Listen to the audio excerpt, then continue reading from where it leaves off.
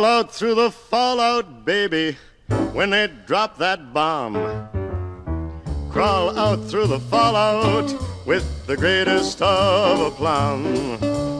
I had my driver stop as we came abreast of a group of about 20 young girls. Yeah, I'm not surprised to hear this. All wearing heavy work gloves and miscellaneously dressed in shorts and overalls. Their leader was a freckled 15-year-old with pigtails who happily identified her group as the 128th Los Angeles Food Brigade. They had just finished 5 hours of fruit picking and were headed for lunch at their tent camp down the road. It's like something out of a Hitler Youth propaganda. Imagine that. Well, I thought to myself, this is hardly a brigade, but obviously a lot more organising of the civilian population has been going on than I've been aware of. Is that what he was thinking as he pulled up next to the group of 15-year-olds? I knew the girl was too young to be a member of the organisation, and it soon developed she was totally innocent of any political understanding whatever. Nice and easy to take advantage of then, eh? All she knew was that things back in the city are frightening and unpleasant, and so when the nice lady with the armband at the emergency food distribution centre had talked to her and her parents and told them that youngsters who volunteered for farm work would be looked after and well fed, they had agreed she should go.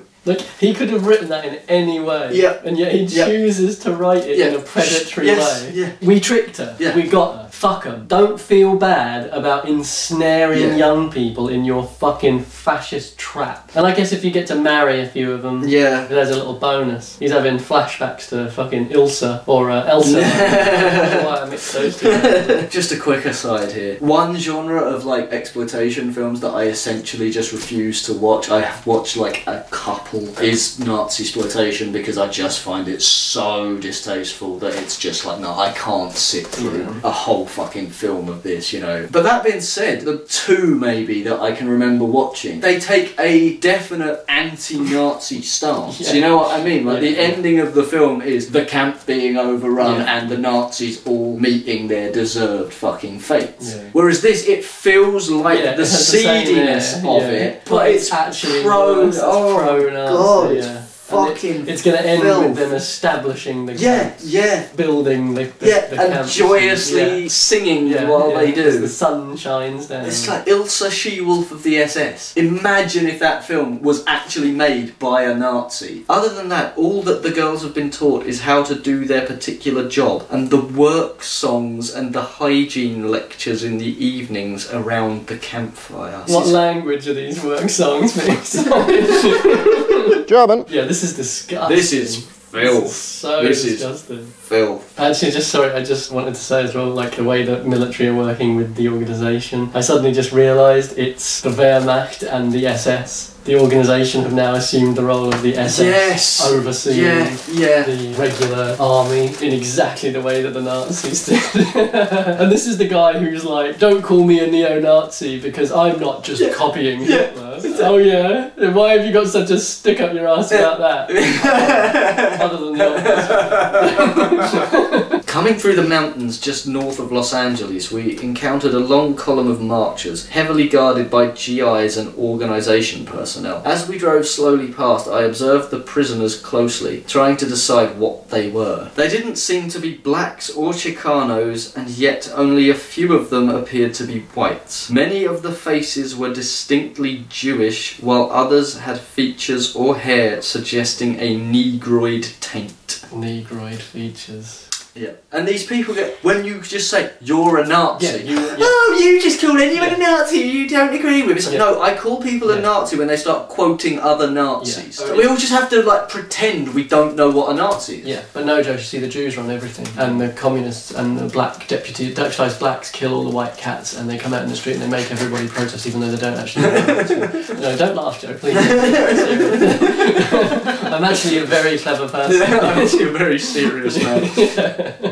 The head of the column turned off the main roadway into a little used ranger trail which disappeared into a boulder-strewn canyon, while the trail stretched for several miles back toward the city. There may have been as many as 50,000 marchers, representing all ages and both sexes, just in the portion of the column we passed. Back at HQ I inquired about the strange column. No one was sure, although the consensus was that they were the Jews and the mixed breeds of too light a hue to be included with the evacuees who were sent east. I remember now something which puzzled me a few days ago: the separation of the very light blacks, the almost whites, the octoroons and the quadroons, the unclassifiable mongrels from various Asian and southern climes, from the others during the concentration and evacuation operations. And I think I now understand. The clearly distinguishable non-white are the ones we want to increase the racial pressure on the whites outside California. The presence of more almost white mongrels would merely confuse the issue, and there is always the danger that they will later pass as white. Better to deal with them now as soon as we get our hands on them. I have a suspicion their trip into that canyon north of here will be a one-way affair. He's actually acknowledging that there are white people, or people who fall between white and black, who he cannot make sense of in his racialised view of the world, that ultimately completely upset his attempts to make sense of the world through a racialised lens. And so he's just like, we need to kill them all so that I don't have to think about it anymore.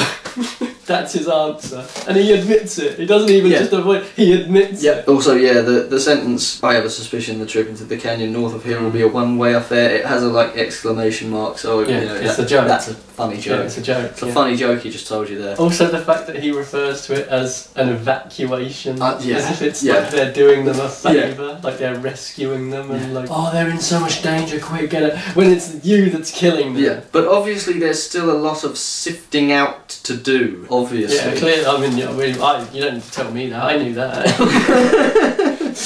Jesus Christ. We have cleared the all-black and all-Chicano areas and certain all-Jewish neighbourhoods, but there are still areas comprising nearly half the urban territory under our control where utter chaos prevails. Jews in these areas, working with reactionary elements among the whites, are becoming more brazen by the day. There is nearly continuous demonstrating and rioting going on in the worst sections, and the Jews are using leaflets and other means to maintain the general unrest in other sections. I love it. The Jews and reactionary whites. Yeah. I think he's talking about us, folks.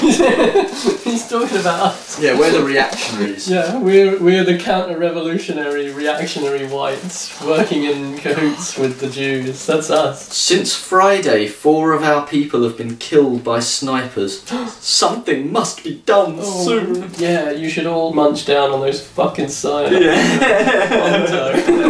Please.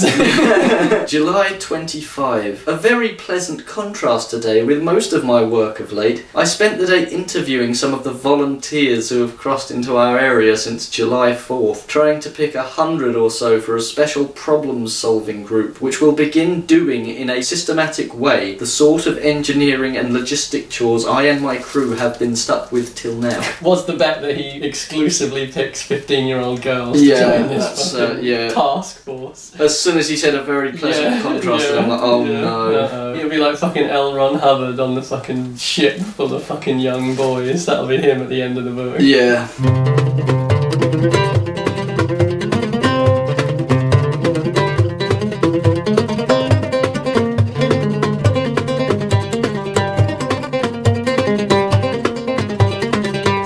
Actually, I wanted to bring up is just the parallels in some ways with the displacement here, and then bringing in white colonizers to take the black people. Yeah. The comparisons to the Israeli treatment of Palestinians. Yes, which actually. is again an issue that we've talked about how one of the differences then and now in between your Pierces and your Trumps and Cruzes and Pences and that is the at least public facing professed support for Israel, and obviously part of that is that now a lot of these Nazis look at Israel as a model of how it should be done here, how we get rid of them, how we displace those people and steal their land and their homes and things like that. I think it's kind of funny, you know, that the issues that we have with the government of Israel is down to their behaviour, and the reason is because it parallels so closely the fantasies of these kinds of motherfuckers. Yeah, I mean, again, when you accuse the Israeli regime of being fascist, even though they themselves gleefully describe themselves as fascist, you are called a racist, and it's disgraceful. How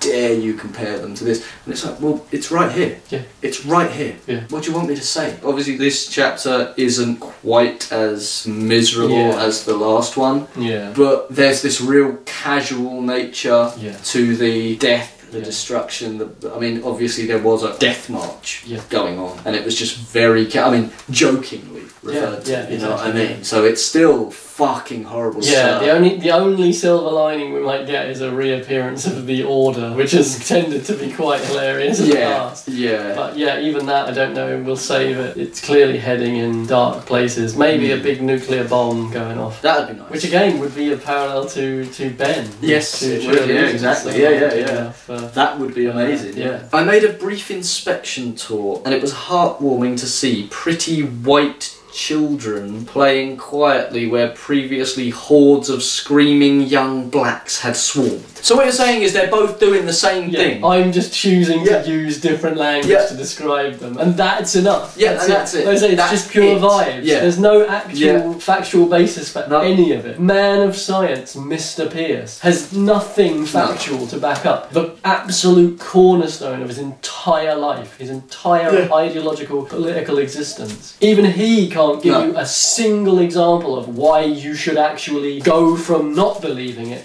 to believing it. He cannot give it. It doesn't exist. So how many black people did you run into on your West Virginian compound, Mr. Pierce? Like, when did you even meet a black person? It's not even based on his own experiences. No. It's not even anecdotal shit. He's got nothing. He's got nothing. A group of about 24 parents were still working on the grounds around the apartment. 2 women have marked off a sizable area of barren, thoroughly trampled lawn with stakes and string, and are spading up the earth for a community vegetable garden. Yeah, because fascists famously are well into their community vegetable gardens, aren't they? They love to share and live together as a community. And the deer will come walking out, and Adolf Hitler will feed it from his hand. Like, fuck off.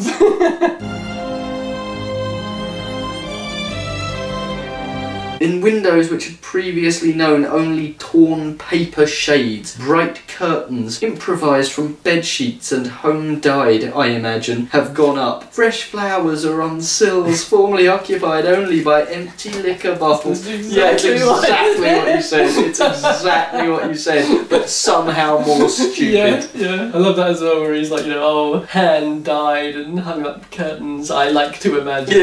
You like to do that a lot. Very imaginative. Most of these people arrived here with little more than the clothes on their backs, having left everything behind and risked their lives in order to be with us. Yeah, I can see why anyone would do that. Yeah. Oh, let's go. There's a bunch of genocidal maniacs have just taken... bombing Los Angeles. Let's go there. Let's go there. Let's go there. It's a shame we are unable to do more for them now, but they're the type who are pretty well able to do for themselves. Of course they are. Of course they are, Personal responsibility. Rugged outdoorsmen, survivalists. Yeah, sure thing. The real Sean Hannity type.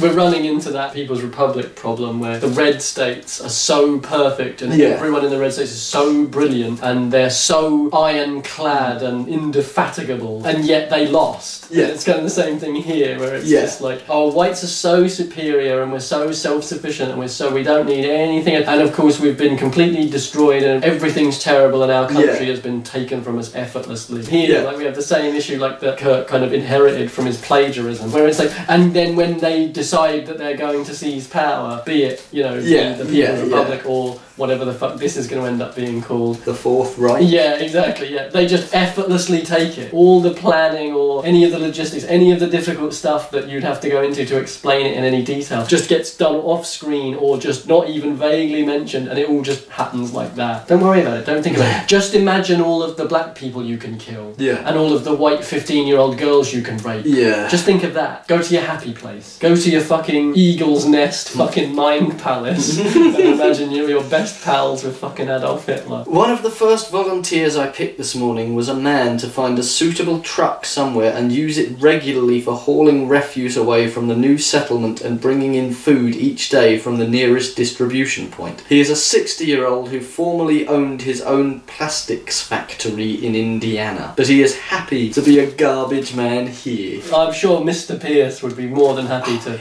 travel all the way up to Los Angeles and give up his doctorate and become a garbage man if it was for the greater good of the white race. Of course he would. Of course he would. That's why he did anything. Yeah.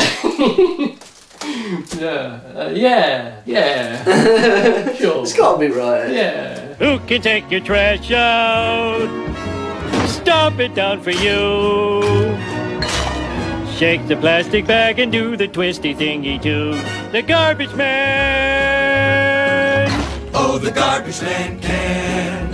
Yeah, I mean, this guy, can you imagine how embarrassing it would be to be this much of a loud man and then go on to do nothing but inspire absolute failures, end up dead and alone and scorned by anyone you've ever known, unloved and racked by hideous pain? Wouldn't that be embarrassing? Mr. Pierce wouldn't be caught dead doing that. By the time we get the overall civilian situation whipped into shape, the average population density in our part of California will be a little less than half what it was a month ago. There'll be the greatest plenty of housing for new people coming in, and we'll probably level about half the residential and commercial areas in Los Angeles County, plant trees and make parkland of them.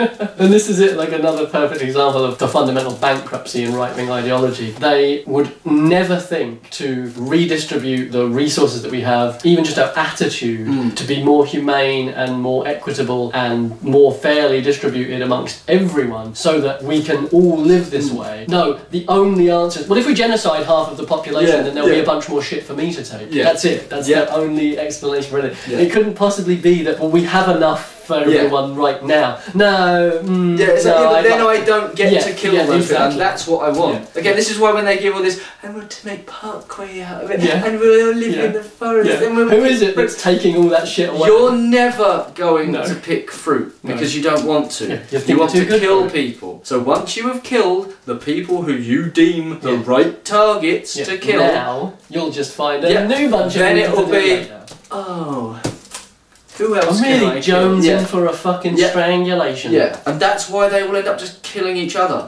And also, like I say, who is it that's taken all of the parks and fucking woodlands? Was it the communists? Was it Jewish people? Anyway, we're gonna knock down now we're all hippies and doing a fucking drum circle. Fuck you. And that's the thing. In our imaginary, when you start talking with that language, we imagine the counterculture. We imagine hippies. He's imagining Nazi propaganda.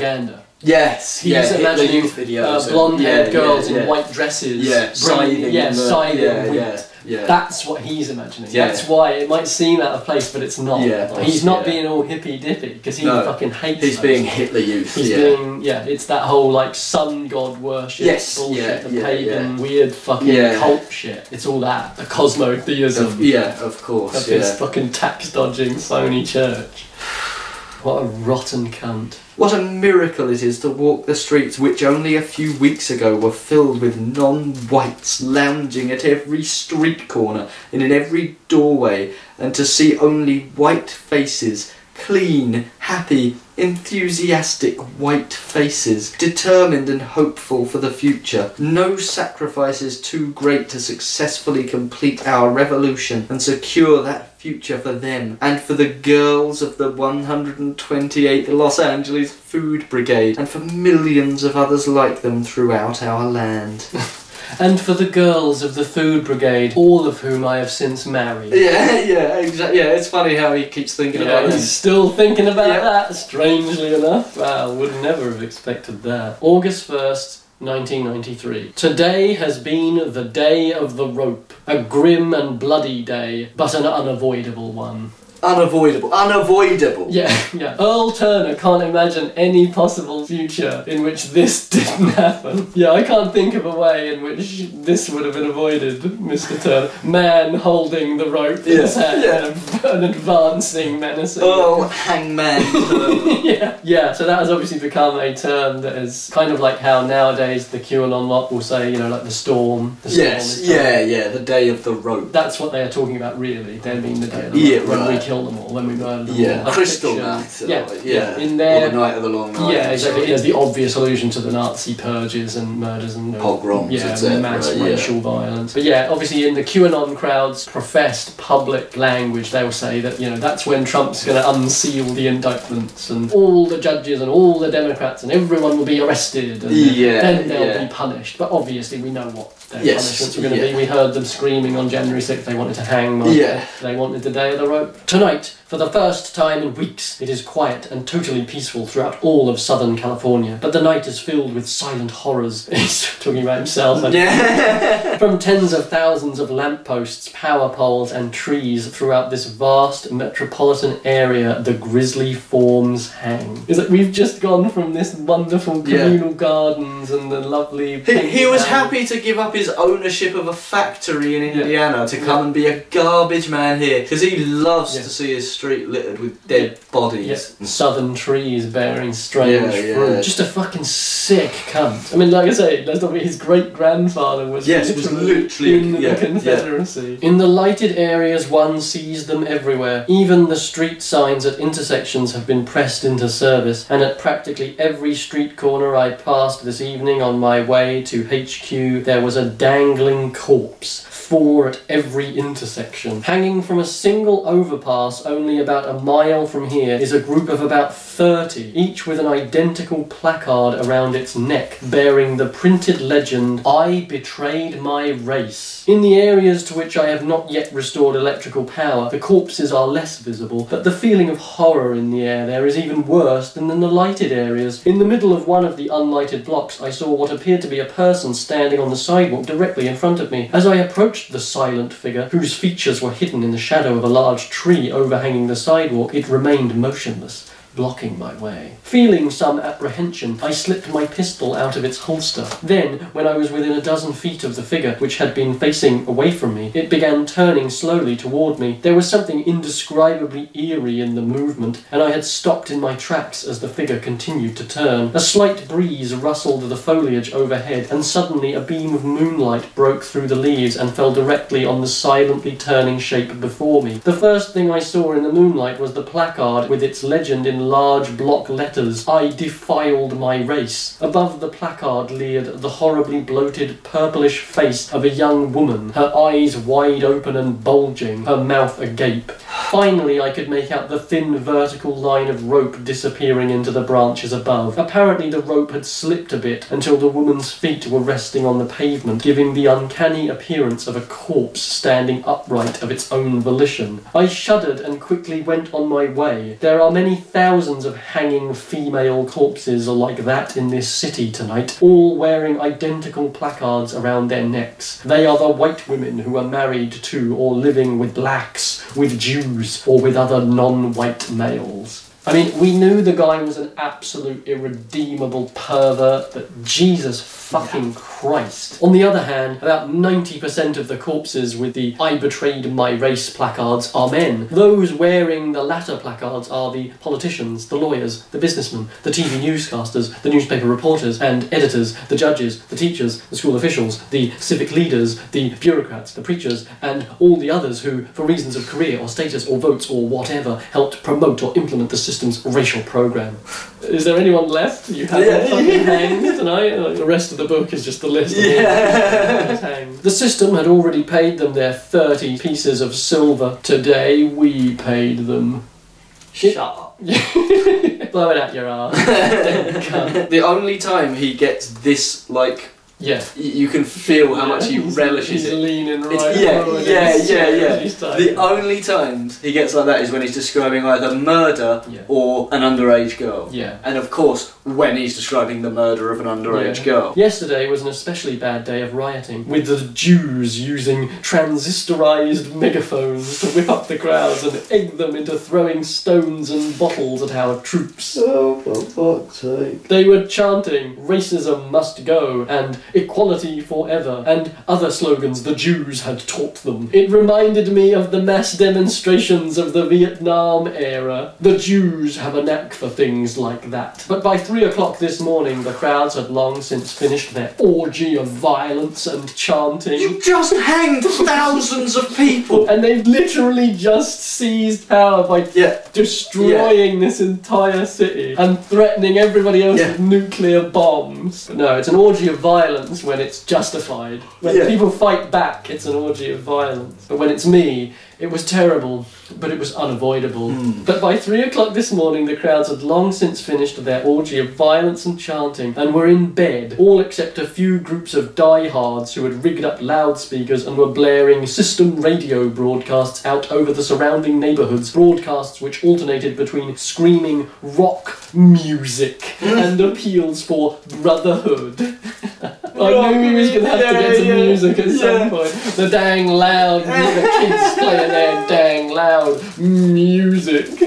There's Wagner and nothing Mr. Pierce's house. Squads of our troops with synchronised watches suddenly appeared in 1,000 blocks at once, in 50 different residential neighbourhoods, and every squad leader had a long list of names and addresses, and they all were really tall and sexy and awesome and handsome and had really big, nice arses. And the rods. Oh, the rods. The blaring music suddenly stopped and was replaced by the sound of thousands of doors splintering as booted feet kicked them open. It was like the gun raids of 4 years ago, only in reverse. And it's like the way he draws those parallels himself. We're going to do all the things I claim that we're fighting. The things that have never happened from the left. We're going to do all of those things. But it'll be okay because in my book, they did it first. In my book, we're fighting back. In my book, it's self-defense. I'm so glad to see they've really stamped out that tyranny they obviously hate it so much. I nearly got into a shooting fight with a company commander near City Hall this morning about 9 o'clock. That's where we were taking all the big shots to be hanged. The well-known politicians, a number of prominent Hollywood actors and actresses, and several TV personalities. If we had strung them up in front of their homes like everyone else, only a few people would have seen them, and we wanted their example to be instructive to a much wider audience. For the same reason, many of the priests on our list were taken to one of 3 large churches where we had TV crews set up to broadcast their executions. The trouble was that many of the big shots were arriving at City Hall already more dead than alive. The troops on the transport trucks were really giving them a working over. One famous actress, a notorious race mixer, who had starred in several large-budget interracial love epics, had lost most of her hair, an eye, and several teeth, not to mention all her clothes, before the rope was put around her neck. He's definitely not enjoying this, by the way. There's nothing particularly off that he was somehow perversely enjoying this. I wouldn't have known who she was if I hadn't asked. What, I wondered, was the point in publicly hanging her if the public couldn't recognise her and draw the proper inferences between her former behaviour and her punishment? That's the real issue. Clearly.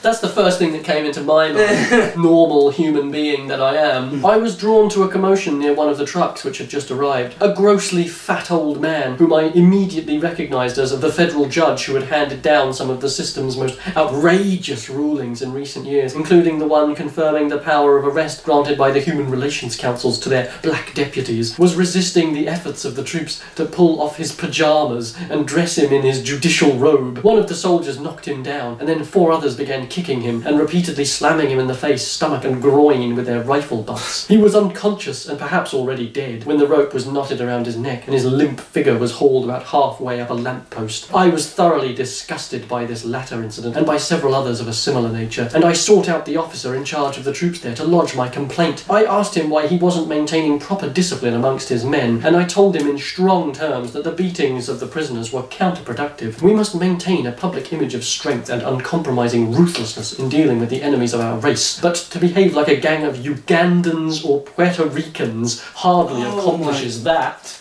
God!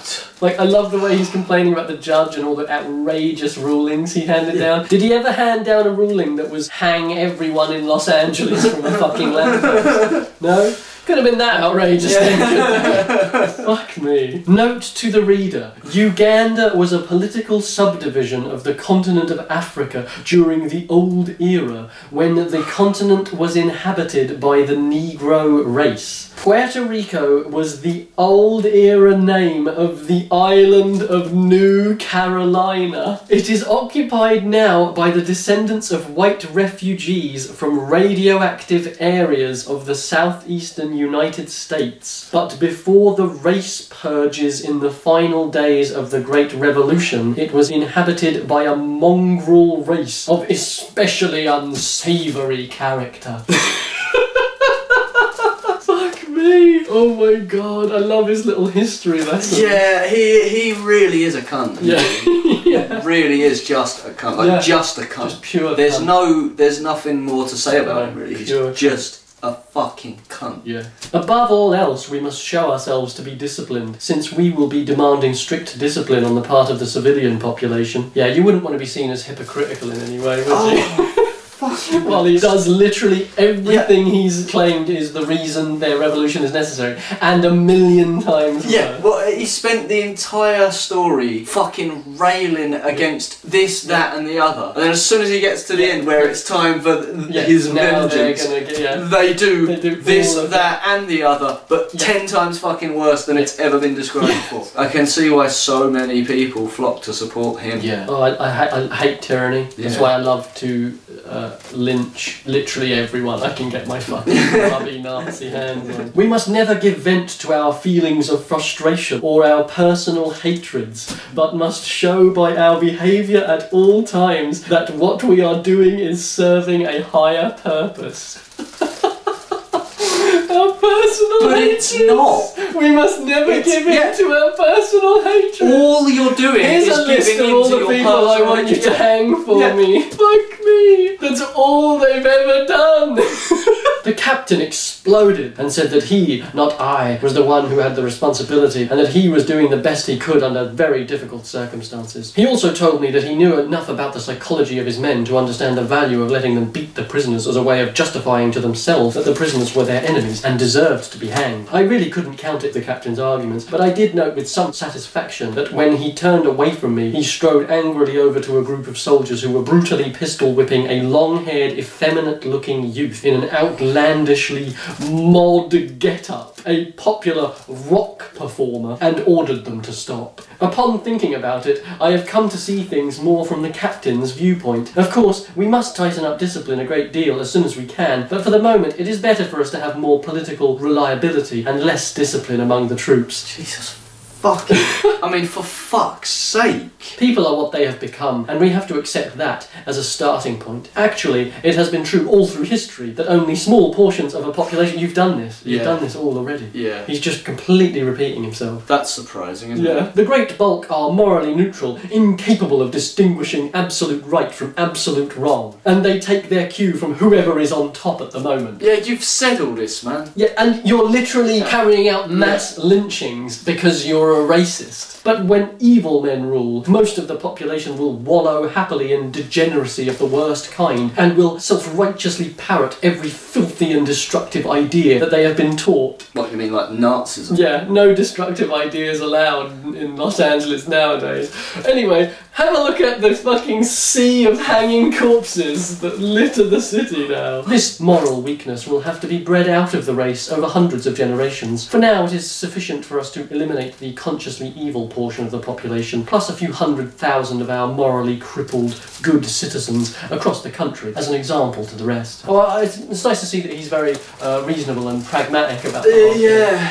Jesus fucking Christ. Obviously this kind of highlights exactly why we chose to read this book, but also why we chose to really start this channel in the first place. I think a really important point to make is that, okay, not all right-wingers believe this shit. However, if you're right wing, you're way closer to this than to anything good, aren't you? You are still on facilitating that path, and you are facilitating it. You're giving your support to people who essentially do want this shit. Yeah. I don't know if any right wingers will be watching this. I can't imagine they are. I know we get the occasional one come and leave a nice little comment. And, they're always pretty. Keep that up. Yeah. Keep that up, because I fucking love that shit. Yeah, I think it's really important to point out, though there may be some distinction between, say, the British Conservative Party and this, it's not enough of a distinction to make you innocent. Yeah. It's not. If you support right-wing ideology, this is where it leads. Yeah. Look at the tone and the ideas of the Conservative Party right now, the government in this country. Look how they talk about asylum seekers. Look at what they're doing to asylum seekers and to the poor and to fucking anyone else, frankly. This is where it ends. Yeah, well, at the end of the day, the Republicans and the Tories and right-wing entities all over the world, when the chips are down and they see the bottom coming up and they're worried that they might lose their grip on power, they absolutely will arm and weaponise these people, prioritise them above anyone else just to keep themselves in power. Yeah. And even if it blows up in their face, it doesn't matter. The end result is the same. I was present shortly before dawn when the soldiers dragged about a dozen young people out of a large house near one of the university campuses, and they, as well as their housemates who were not arrested, were screaming obscenities at our men and spitting on them. The last was a white girl, about 19, a bit flabby, but still pretty. Oh, for fuck's sake. The shootings had calmed her down enough so that she was no longer screaming "racist pigs" at the soldiers, but when the preparations for her hanging shortly thereafter awakened her to her own fate, she became hysterical. Informed that she was about to pay the price for defiling her race by living with a black lover, the girl wailed, "But why me?" As the rope was knotted around her neck, she blubbered out, "I was only doing what everyone else was. Why are you picking on me? It's not fair." Of course, no one answered the girl's question, "Why me?" The answer is simply that her name happened to be on our list. There's nothing fair about that, or unfair either. The girl who was hanged deserved what she got. This little episode has taught me something about political terror. Its very arbitrariness and unpredictability are important aspects of its effectiveness. The melancholy aspect of the episode is epitomised in the girl's lament. "I was only doing what everyone else was." Oh God, it's that.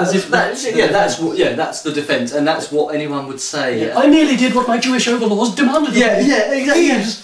"I hate blacks, really, but I did it because I was told to." Now I realise more than ever before how essential it is that we instil in all our people a new moral basis, a new set of fundamental values, so that they will no longer be morally adrift like that unfortunate girl was, and like the great majority of Americans today are. I love this idea of fundamental values. Yes. When these literally, their entire fucking moral compass is, let's do everything that we claim was being done to us but wasn't, but 10 million times worse. Certainly, we must have made some mistakes today. Mistaken identities, wrong addresses, false accusations. But once the executions began, there was no admitting to the possibility of mistakes. We deliberately created the image of inexorability in the public mind, and apparently we were quite convincing. Our execution squads were hardly back in their barracks this afternoon when we began receiving reports from all over the city of what appeared to be a sudden wave of murders and beatings. Corpses, most of them showing stab wounds, were being found on sidewalks, in alleys, and in apartment building hallways. All apparently were persons whom our execution squads had missed, but the citizenry had not. Local vigilante groups armed with knives and clubs had ferreted out others who had not even been on our list. Were they wearing the knives in their belts by any chance? And they stand with the backs held over their shoulders? In a minute they're literally going to just start going in. He'll push a black guy into the corner and they'll find his gun in the doorway, and it will just play out exactly the same. This is pathetic. Yeah, it really is. This is pathetic. Again, this is why their delusions all centre around government overreach, abuse of power, being detained illegally, being tortured, all of this stuff. It's because it's their fantasy.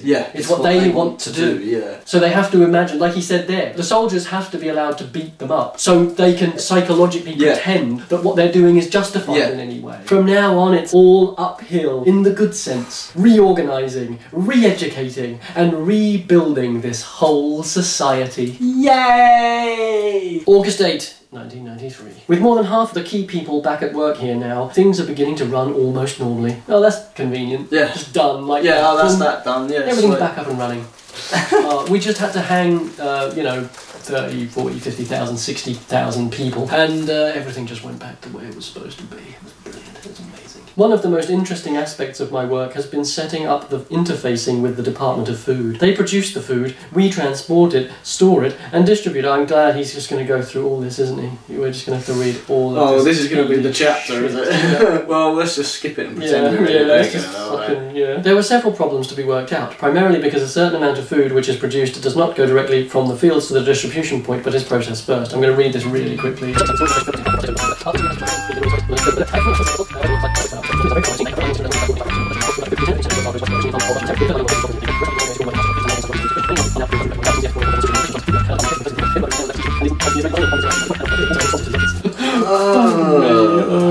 I think we're best to just read this as quickly as possible and be done with it. That was putrid. Well, listen to this line, see if it reminds you of anyone. But those who will not work will not eat either. There is no way. There is absolutely no way. Yeah. He basically just rewrote it. Yeah, he did. Yeah, it's kind of what it's a remake. It's a remake. Yeah, it's like it's like a Hollywood remake that's just barely kind of resembles the original. Yeah. But he's repackaging it to the bare bones are there. Yeah. He's trying to. He knew enough to take the fucking mass murder exactly. out of it as well. Yeah. Well, at least the hanging. You know, or to have it take place in the past. Yeah. So all of that's already happened, so he doesn't have to deal with that. Yeah. And of course he's realised that it's like you cannot sympathise with these people. Yeah. If you're a human being, you just can't. So make it be the wishy-washy pinko liberals. They're the ones who killed everyone, and they're the ones who did the Day of the Road and everything. Exactly. We're just normal, natural people wanting to live our lives. Yeah. And it's these pinkos that want to come in and the gay marks, transgender. Yeah. Which is kind of why it actually makes less sense than this one. Because in reality, it's pretty much always the fucking right that commit the atrocities that have been described in this book. Yeah. My most profound impression comes from the fact that every face I saw in the fields was white. No Chicanos, no Orientals, no blacks, no mongrels. The air seems cleaner, the sun brighter, life more joyous. What a wonderful difference this single accomplishment of our revolution has made. This is exactly what I said. Yeah. Just getting rid of them now that it never rains and the sun shines brighter and the birds tweet from the trees is so fucking stupid. It's like they actually think that getting rid of black people will cure cancer. Yeah. Every ill in the world will just be solved by magic, by pure racist magic. And all the workers all feel the difference too, whether they are ideologically with us or not. There is a new feeling of solidarity among them, of kinship, of unselfish cooperation to complete a common task. This is the thing, is that it's like this is exactly what he was criticising about them to begin with. Yeah. That they felt that sense of community and camaraderie with non-whites. It's not that they all lived together and therefore hated each other and because they weren't. And that was the problem. And that was the problem he had. Yeah. It's that they were cooperating together and working together just fine. Now they have a new sense of working together. That's what they were doing until you hanged them all. The biggest fly in our ointment is Northern California. Things are completely out of control there. God, imagine what out of control it's like. The Jews and other Bolshevik elements in San Francisco. Other Bolsheviks. So again, an admission that the Jews are all inherently Bolshevik. Yeah, exactly. The fact is, we've had this before, where it's like the communists, the Jews are supposed to be inherently communist, right? But they're also to blame for American exactly. It's like it's anything. It's nonsense. They're whatever I need them to be to get you to kill them. He can't even be consistently wrong. He has to be wrong in like 5 different ways that all contradict each other. And the Chicanos in the Sacramento area have been rioting more or less continuously for a month. They haven't even stopped to eat. They're knackered. August 23rd. Tomorrow, I leave for Washington again. I have been at Vandenberg for 4 days learning how nuclear warheads work. I am in charge of a group that will hand carry 4 60-kiloton warheads to Washington for concealment in key locations around the capital. Well, I think this is exactly what we was waiting for, isn't it? So it looks like Ben Shapiro has read this. I think so. That means a total of about 200 warheads will be dispersed around the country initially, with more to follow later. But they're just going to annihilate the whole world. Like, how is anything going to survive this? Like, it's going to end with him, like, dying of radiation sickness in this, like, irradiated wasteland. Like, yeah, I saved the we world. did it. Yeah. Finally, everything is all right. Looking out at this hideous, wretched world. Oh my god. They've been slightly modified so they can be detonated by coded radio signals. They will be our insurance in case we lose our missile launch facility here. The present mission is the hairiest one I've ever been assigned. 5 of us must make our way through 3,500 miles of enemy territory, carrying 4 nuclear bombs, weighing a total of just over 520 pounds without getting caught. Then we have to sneak them into areas that will be heavily guarded and conceal them so that there is a negligible chance of their being found. Yep, that's what concealing something means. Fucking dumbass. Aside from the dangers involved, which tie my guts in knots whenever I think about them, I have mixed feelings about this mission. On the one hand, I hate to leave California. Being a participant in the birth of our new society here has been tremendously exciting and rewarding for me, and our work is just beginning. New projects are being launched every day, and I want to be a part of them, by which he means new groups of people are being lynched every day. Yeah, exactly. Oh, God. We are laying the foundations here for the new social order which will serve our race for the next 1,000 years. And to be wow, who saw that coming? These last few weeks have been wonderful. It is terribly depressing to think of leaving this white oasis and plunging once again into that cesspool of mongrels and blacks and Jews and sick, twisted white liberals out there. Sick, twisted... What? Oh, you mean all the whites that didn't hang The everyone? ones that didn't take part in the lynchings. Right, yeah. Oh, Yeah. those real sick bastards. On the other hand, it has been more than 3 months since I've seen Catherine, and it seems like a year. The one thing which has limited my enthusiasm about what we've accomplished here is that she hasn't been able to share it with me. She wasn't there for all those lynchings. That's the one thing. Yeah. The When one I thing. murdered those teenagers, Yeah, she would have loved to that. see me. With California as a training and supply base, and with a population of more than 5 million whites to recruit from, we could steadily escalate our guerrilla war throughout the rest of the country. But without California, we can't do it. And the system knows it. So what we must do immediately is to disperse a large number of nuclear weapons outside California. We will then detonate at least one of those weapons to convince the system that a new situation exists. If the system attacks California after that, we will be obligated to detonate all or most of our dispersed weapons in an effort to destroy the system's capability for organised resistance. Unfortunately, much of the white population of the country is bound to be lost if we are forced to that extremity. The country will also be open to the danger of invasion by other nations. A grim prospect indeed. He doesn't seem to understand that radiation... No, I was going to say, yeah. Does he know anything about nuclear bombs? Perhaps unsurprisingly, Mr. Pierce doesn't actually seem to know what.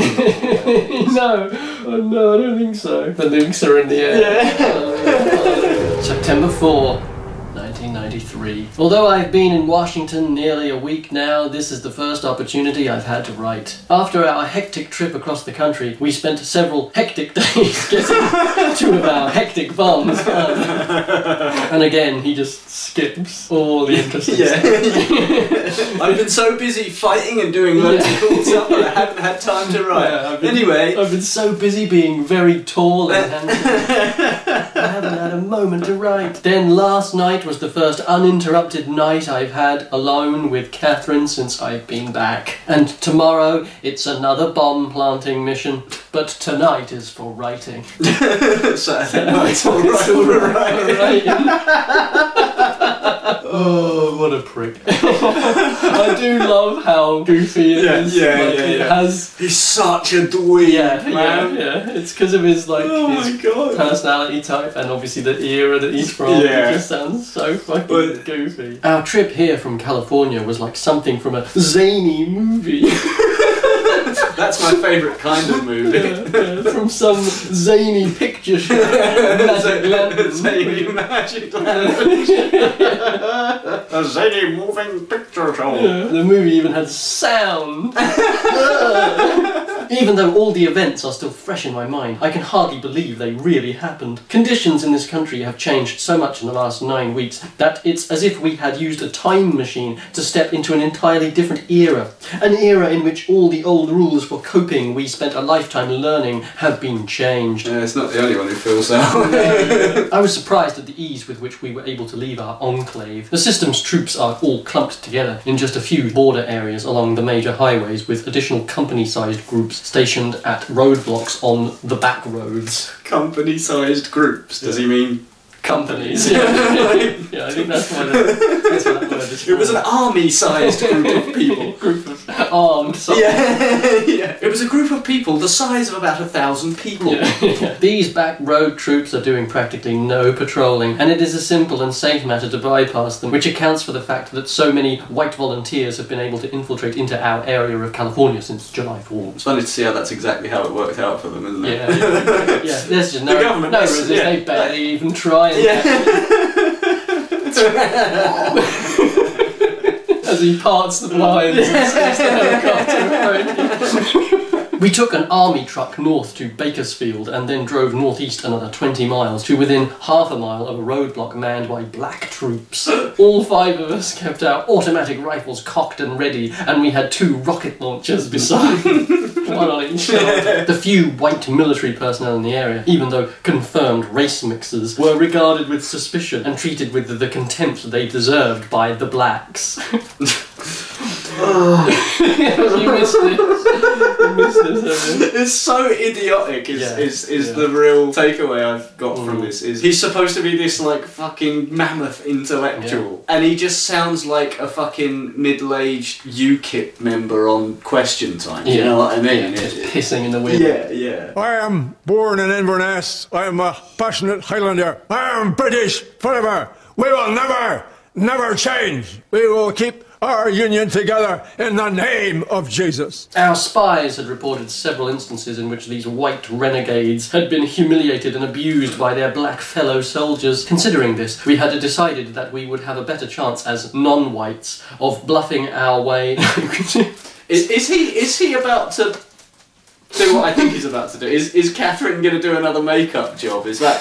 Yes. Yeah, I thought that's what he said. We have a better chance as non-whites. It's finally happened. We were saying this for ages at the beginning, like, what do they mean by her makeup chip? They're actually about to do it. They're all going to look like Papa Lazarus. They're actually all going to do it. Oh, fuck me. Oh my god. I wish I was in Dixie. Hooray, hooray.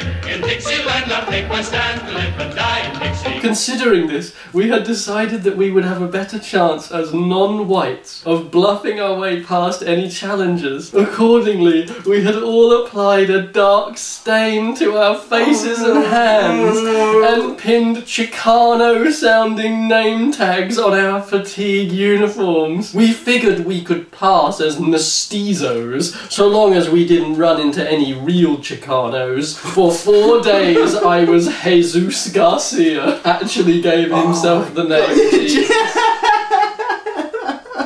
Jesus Christ. Our driver, Corporal Rodriguez, played his role to the hilt, giving a left-handed clenched fist salute and flashing a toothy grin whenever we passed an idle group of black soldiers along the highway. We also kept a transistor radio tuned to a Mexican station, blaring soulful Chicano music whenever we were within earshot of system troops. We stopped instead at a roadside restaurant curio shop filling station in the shadow of Mount Whitney. The place seemed deserted, so 2 of our men began filling our fuel tank at the gasoline pump, while I and the others headed for the restaurant to see if we could find any food to take along. This is very People's Republic. I cannot believe that they're all actually just in brownface throughout this whole sequence. Like, they're just actually in brownface. Yeah. Again, something to keep in mind for the Netflix adaptation. Always being brownface.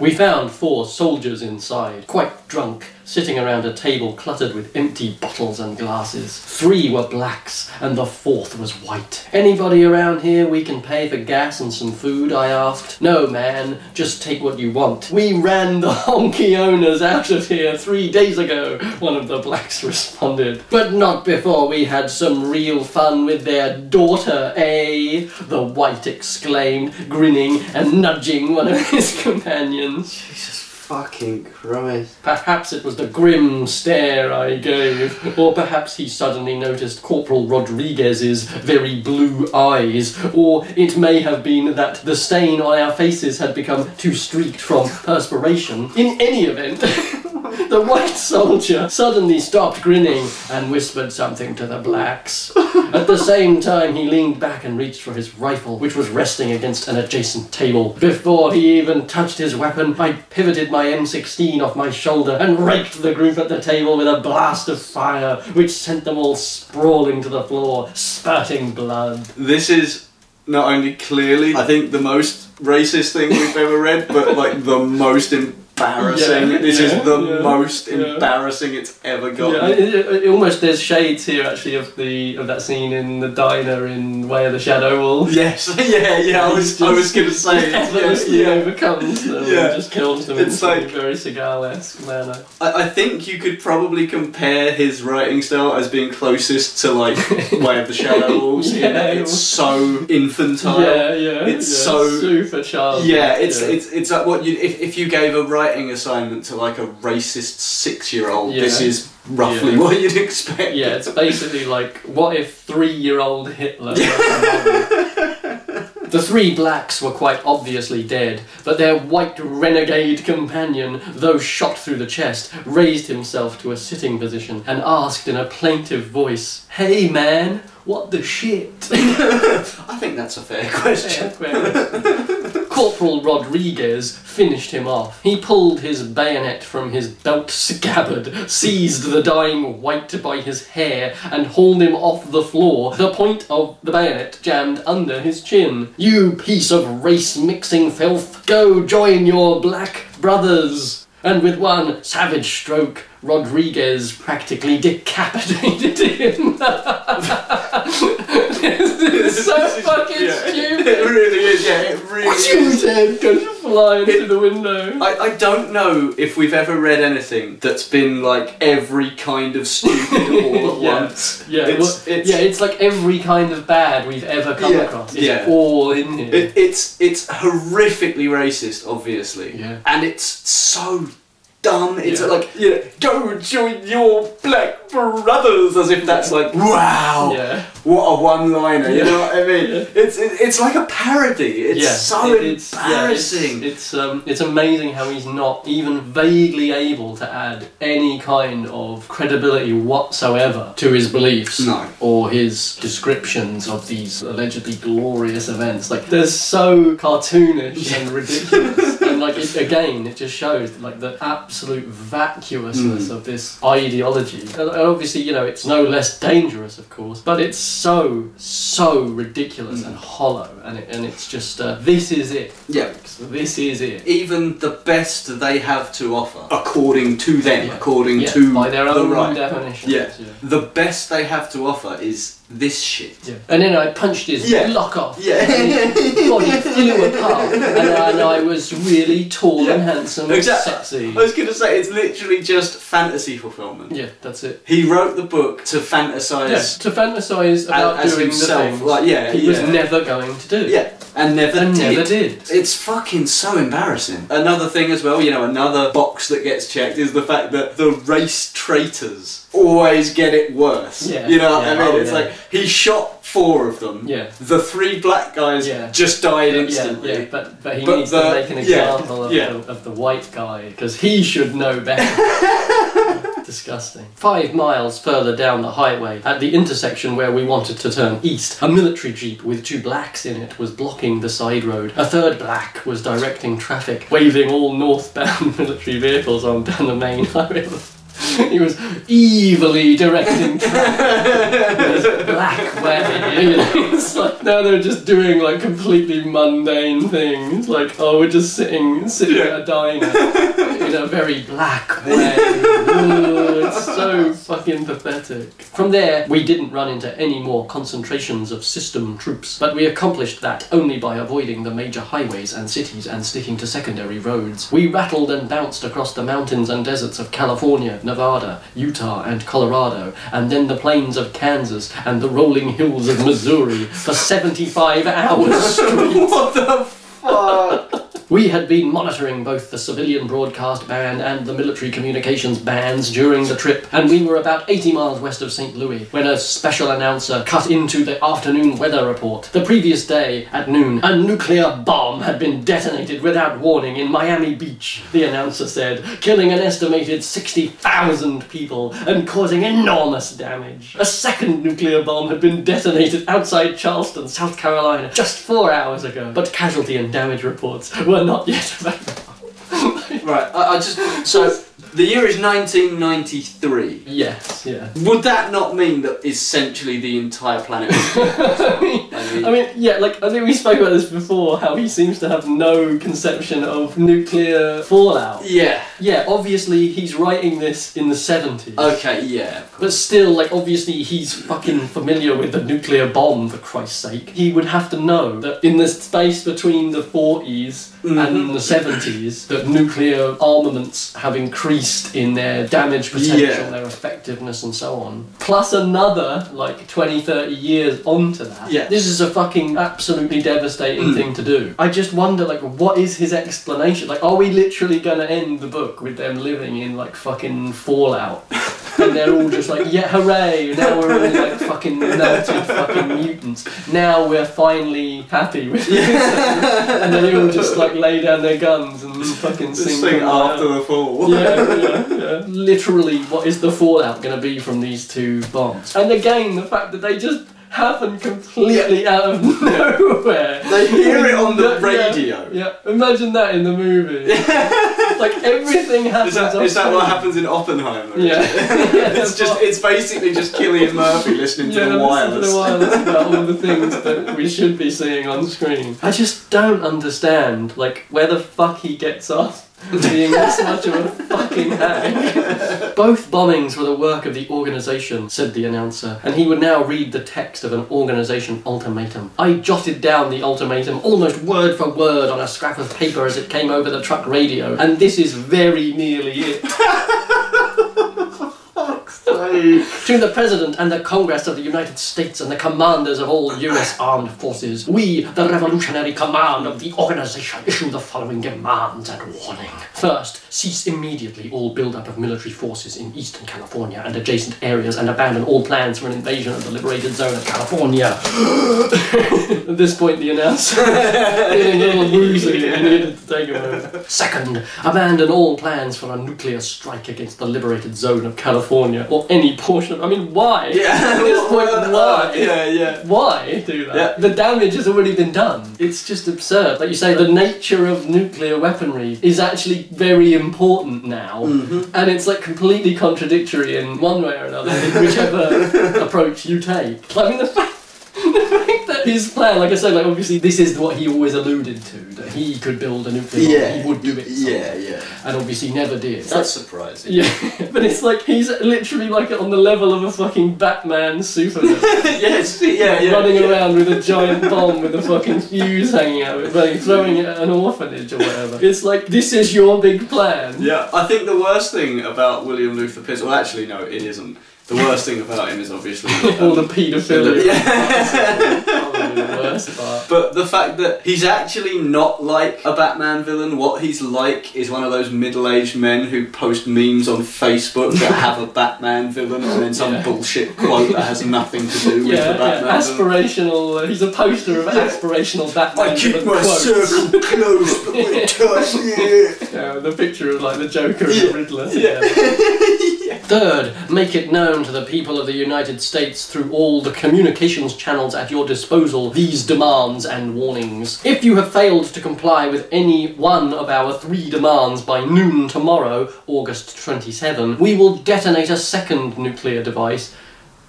You've already detonated a second. You mean a third? Yeah. You just told us to detonate a Oh my fucking god, he can't even count to 3! No wonder he never built that fucking bomb. We will continue to detonate one nuclear device every 12 hours thereafter until you have complied. We furthermore warn you that if you make any surprise hostile move against the liberated zone of California, we will immediately detonate more than 500 nuclear devices which have already been hidden in key target areas throughout the United States. More than 40 of these devices are now located in the New York City area. 40 nuclear bombs! Fucking imagine! 40 nuclear bombs exploding all at once in one city! And he's like, and now we'll set about rebuilding the glorious Nazi states of America. It's like, dude, you're living on the fucking moon! What the fuck are you playing at? Oh my god. Wow. Alright, you say you've got 500 bombs, yeah? You say you've got 500, you say you've got 40 in New York alone. But a minute ago, you just demonstrated your inability to count to 3. Yeah. So... yeah, I'm struggling, I'm honestly struggling to follow, yeah. Oh, this is fucking hilarious. Oh, God. In addition, we will immediately use all the nuclear missiles still available to us to destroy the Jewish presence in Palestine. Finally, we warn you that, in any event, we intend to liberate, first, the entire United States, and then the remainder of this planet. When we have done so, liberate. Yeah. Well, again, you're gonna liberate the Palestinians by nuking them. Yeah, by nuking them. And again, the fact is, like, and what do you think they're gonna do to the Palestinians shortly after killing all the Jews? Like, yeah, the Palestinians will have pride of place in William Luther Pearson's fucking Nazi utopia, clearly. When we have done so, we will liquidate all the enemies of our people, including, in particular, all white persons who have consciously aided those enemies. Yeah, you didn't have to tell us. Yeah, we knew. We are aware now, and we will continue to be aware of your most confidential plans, and of every order you receive from your Jewish masters. Abandon your race treason now, or abandon all hope for yourselves when you fall into the hands of the people you have betrayed. Note to the reader. Turner's version of the organisation's ultimatum is essentially correct, except for a few minor errors in wording, and his omission of one sentence from the next to last paragraph. The full and exact text of the ultimatum is in Chapter 9 of Professor Anderson's definitive History of the Great Revolution. Well, that was worthwhile, wasn't it? Yeah, thank you for that. Thanks. Oh, Mr. Pierce. Yeah, such incredible world building. You fucking prick. Dope, you fucking cunt. We had pulled off the road when the special announcer came on, and it took us a few minutes to gather our thoughts and decide what to do. We had not really expected things to develop so rapidly. You and me both. Yeah, 3 nukes already. Those fellows who took the warheads to Miami and Charleston must have either left a day or two ahead of us, or they must have really been burning up the highways to get there so soon. Despite our non-stop driving, we felt like a bunch of shirkers. Ah, if only we'd nuked those heavily populated areas. We knew the fat was really in the fire. We were in the middle of a nuclear civil war, and within the next few days the fate of the planet would be decided for all time.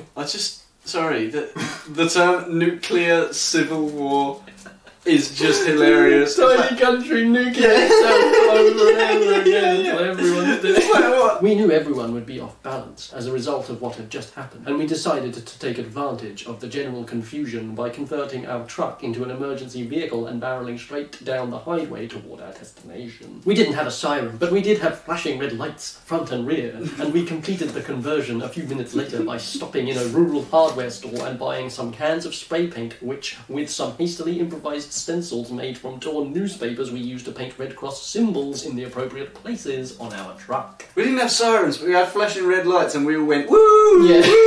Woo! After that, we made Washington in less than 20 hours. Despite the chaotic conditions on the highways, our first bomb went into Fort Belvoir, the big army base just south of Washington where I was locked up for more than a year. Rodriguez went over the fence with the bomb strapped on his back. So are they still in brown face? In brown face, yeah, I think so. Oh my god, this is incredible. Freshly brown face, he went over the fence. Meanwhile, the rest of us planted a second bomb in the District of Columbia. I didn't have my final orders on the third bomb until this afternoon. The fourth one is intended for the Pentagon, but security is so tight there I still haven't figured a way to get it anywhere near the place.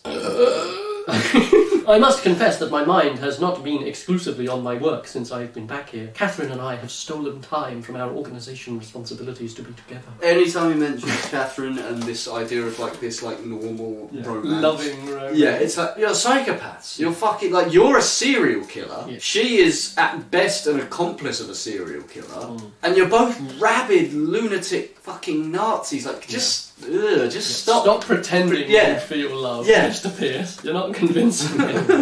Neither of us had realised how much we have come to mean to each other until we were separated again this summer. So soon after my escape from prison. Sorry, but I just have to point out he didn't escape from prison. He was yeah. Just, you know. Yeah, he did fuck all in that. Feel that has to be said. Yeah. Things have been hard for Catherine and the others here while I was gone, especially since July.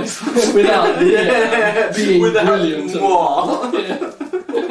They have been under enormous pressure from two directions. The organisation has been pushing them without mercy to continually step up their level of activism. Well, it's not like the organisation to be merciless, is it? It's been so nice. While the danger of being caught by the political police has grown worse every week. The system is resorting to new methods in its fight against us. Massive house-to-house searches of multi-block areas, astronomical rewards for informers, much tighter controls on all civilian movement. In any other part of the country, these repressive measures have been more sporadic, and they have broken down entirely in those areas where the system has not been able to maintain public order, especially since the panic caused by the bombings of Miami and Charleston. Okay, I'm sorry, but I'm trying not to just stop after every paragraph, but like, all of that, it's talking about maintaining public order. So how well have you done at maintaining public order in California? You hanged 60,000 people, that is not public order. Exactly, Joe. Exactly. Yeah, that's how you maintain public order. That's not order. No. That's chaos, that's slaughter. Yeah. That's a fucking abattoir. Yeah, but when it's state mandated and racist in nature, then it's order. Yeah. And the negatives and any backlash just doesn't happen. Yeah. It just doesn't come. The people are cattle anyway, they'll do as they're told. Because I told them. How did that one go for you, Mr. Pierce? I wish I could have heard his death rap. When your white count's getting higher, hurry, don't delay. I'll hold you close and kiss those radiation burns away. Crawl out through the fallout, baby, to my loving arms. Through the rain of strontium 90. Think about your hero when you're at ground zero, and crawl out through the fallout back to me. Crawl out through the fallout, baby, you know what I mean. Crawl out through the fallout, 'cause they said this bomb was clean. If you cannot find the way, just listen for my song. I'll love you all your life, although that may not be too long. Guy, you wore my thing for it. Gentlemen, you can't fight in here. This is the war room.